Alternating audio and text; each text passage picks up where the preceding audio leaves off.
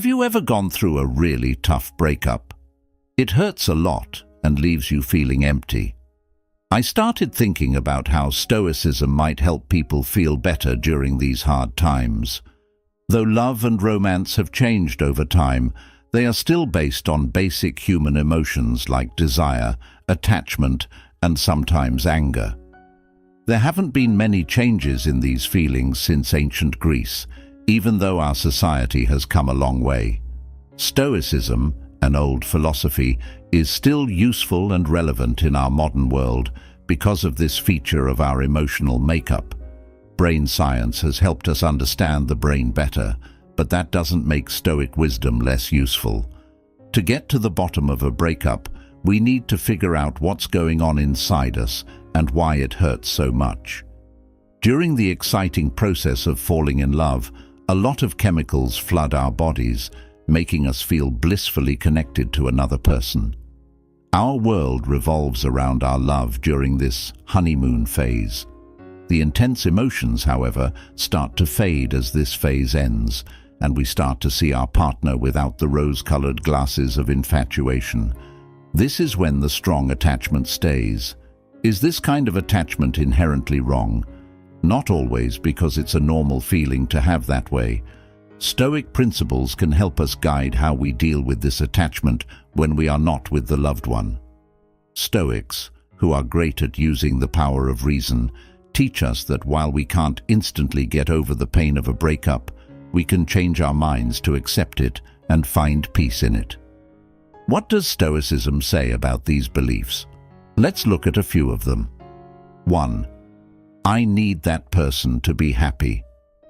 Because we think that our happiness depends on one person, this belief often makes us annoyingly needy.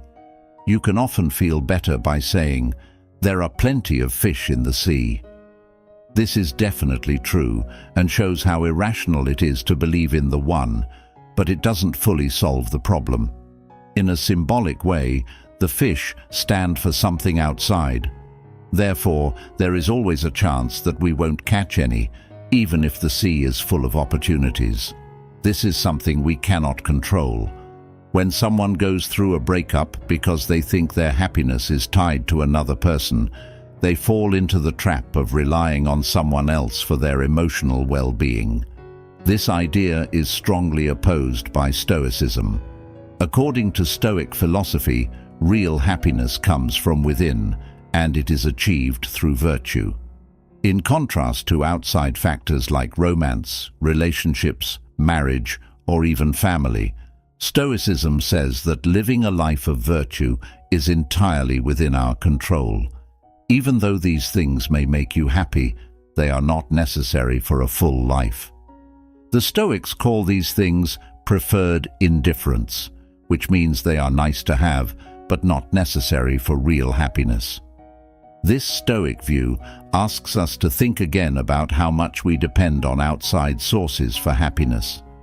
Focusing on developing personal virtues and finding happiness within ourselves makes us stronger against life's unknowns, like the pain of a breakup.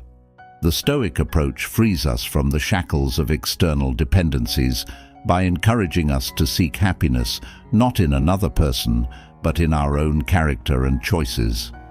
2. I have the right to that person. People are very angry about this idea or belief. The other person might start to seem like a thing we own, or at least something we deserve in life. Jealousy, which is a fear of loss, frequently goes hand in hand with this idea. We feel hurt when this person breaks up with us and believe that the reason for the breakup is unfair in some way. The fact that our ex-spouse broke the promise to stay together until one of us dies may make us feel even more wronged after a divorce. When someone cheats on us during a breakup, we feel betrayed. Sexual exclusivity and monogamy haven't always been the norm. These are just ideas that are used in society and are a part of things like religious traditions. There is also a sense of entitlement and fear of loss, because these ideas are part of our normative framework. Nowadays, when sexual freedom is growing around the world, there are dating apps, and marriage is becoming less holy, it's likely that relationships will end. This means that breakups and cheating are becoming more common. It was wise of the Stoic philosopher Epictetus to tell us how to prepare for losing the things we love. Never say of anything, "I have lost it," but always say, "I have returned it." Is your kid dead? It is given back. Is your wife no longer alive? She is now back. Is your property taken away? Well, and wasn't that also returned? But the person who took it is bad. Who the giver chooses to take it back doesn't matter to you. For as long as he gives it to you, take care of it, but don't think of it as yours, like an overnight stay. 3. I'll never get over that person. The pain that comes with a breakup can be unbearable, making the idea of moving on seem impossible. Still, the old proverb is very true. Time does heal wounds.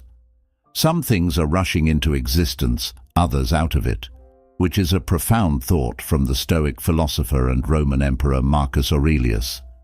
Some of the things that are here now are already gone. The world is always changing and shifting, just like time is always moving forward and changing eternity. His words remind us that everything changes, and that even the worst pains get better over time. When dealing with the pain of a breakup, it doesn't help to fight it. The approach that works best is acknowledging and accepting the pain. A lot of people deal with their problems in unhealthy ways. I've also done that, turning to alcohol and other drugs for comfort. These are short-term escapes that won't help you heal in the long run. Another common reaction is to isolate oneself. While solitude can be helpful in some situations, it is not always the solution. To truly sit with the pain, I've found that a combination of active participation in the world and times of solitude is the best way to get through grief. Accepting the pain as a part of the process and getting through the detachment phase are very important.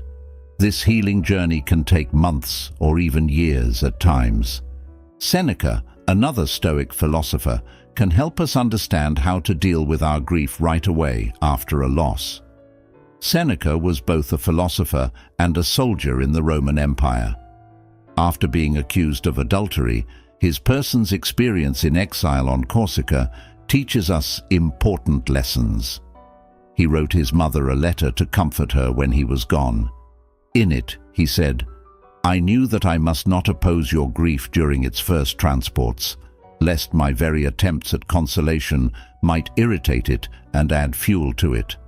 For in diseases, too, there is nothing more harmful than medicine applied too soon. So, I waited until it was worn out from being violent and weak from time, so it could handle being touched and handled." He says to let grief happen on its own, to let the tears and other emotions flow without stopping them. In essence, be a human first. Accept the shock and sadness that come at first. Stoic philosophy can help people heal after the worst part of their grief has passed. Stoic ideas can help us not only accept what has happened, but also find the strength and fortitude to get back on our feet and move on.